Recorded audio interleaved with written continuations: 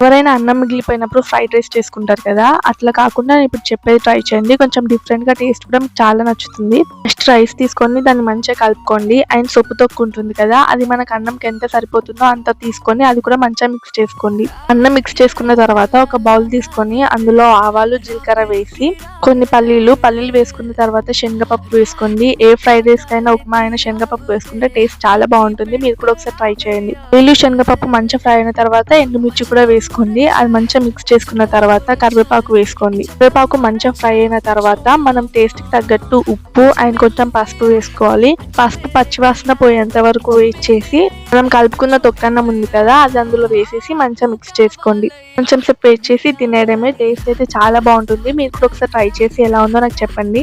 మీరు ఒకసారి చేసుకున్నారంటే ప్రతిసారి ఫ్రైడ్ రైస్ కి బదులు ఇదే చేసుకుంటారు. అంత బాగుంటుంది టేస్ట్. మీరు కూడా ఒకసారి ట్రై చేసి మీ ఫ్యామిలీ వాళ్ళకి టేస్ట్ చూపించండి. అండ్ అంతే గైస్, బాయ్.